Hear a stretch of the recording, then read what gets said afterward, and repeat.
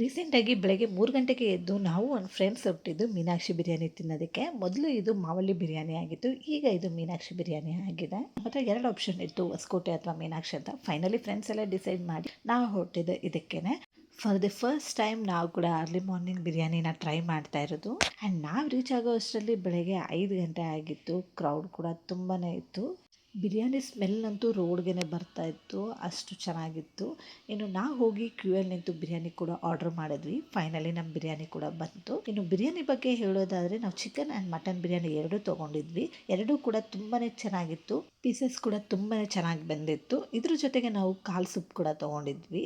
ಕಾಲ್ soup ಬಗ್ಗೆ ಹೇಳಬೇಕು ಅಂತಂದರೆ ನಮಗೇನು ಇಷ್ಟ ಆಗಲಿಲ್ಲ, ಅದು ಸೂಪ್ ಥರನೇ ಅನ್ನಿಸ್ಲಿಲ್ಲ. ಮಟನ್ ಶೇರ್ವಾಗೆ ಸ್ವಲ್ಪ ಪೆಪ್ಪರ್ ಹಾಕ್ಬೇಕಿದ್ರು ಅಂತ ಅನ್ನಿಸ್ತು. ಕಂಪ್ಲೀಟ್ಲಿ ಸಾಲ್ಟ್ ಇರಲಿಲ್ಲ, ಅದು ಸೂಪ್ ಅಂತಲೇ ನಮಗೆ ಫೀಲ್ ಆಗಲಿಲ್ಲ. ಇದ್ರ ಜೊತೆಗೆ ಮಟನ್ ಚಾಪ್ಸ್ನ ತೊಗೊಂಡಿದ್ರು, ಅದು ಕೂಡ ಓಕೆ ಏನು ಅಷ್ಟೊಂದು ಚೆನ್ನಾಗಿರಲಿಲ್ಲ. ನೀವೇನಾದರೂ ನಿಮ್ಮ ಫ್ರೆಂಡ್ಸ್ ಅಥವಾ ಫ್ಯಾಮಿಲಿ ಜೊತೆ ಹೋಗ್ತಿದ್ದೀರಾ ಅಂತಂದರೆ ಫಸ್ಟು ಒಂದು ಸೂಪ್ ತೊಗೊಂಡು ಟೇಸ್ಟ್ ಮಾಡಿ ನಿಮ್ಗೆ ಇಷ್ಟ ಆದರೆ ಮಾತ್ರ ತೊಗೊಳ್ಳಿ.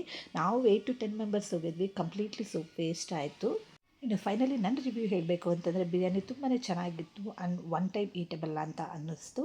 ಇದನ್ನು ಮುಗಿಸ್ಕೊಂಡು ನಾವು ಹೊರಟಿದ್ದು ನಮ್ಮ ಫ್ರೆಂಡ್ ಮನೆಗೆ. ಅಲ್ಲೋಗಿ 1-2 ಅವರ್ಸ್ ನಿದ್ದೆ ಮಾಡಿ ಅಗೈನ್ ಅವ್ರ ಮನೆ ಹತ್ರನೇ ಇರೋ ಸ್ವಿಮ್ಮಿಂಗ್ ಪೂಲ್ಗೆ ಹೋದ್ವಿ. ಸ್ವಿಮ್ಮಿಂಗ್ ಪೂಲಲ್ಲಿ ಚೆನ್ನಾಗಿ ಮಜಾ ಮಾಡಿ ಆರಾಮಾಗಿ ರಿಲ್ಯಾಕ್ಸ್ ಮಾಡಿದ್ವಿ. ಇದ್ದಿದ್ದ ಬಿಸಿಲಿಗೂ ನಮಗೂ ನೀರಲ್ಲಿ ಇದ್ದಿದ್ದಕ್ಕೂ ತುಂಬಾ ರಿಲ್ಯಾಕ್ಸ್ ಅನ್ನಿಸ್ತಿತ್ತು.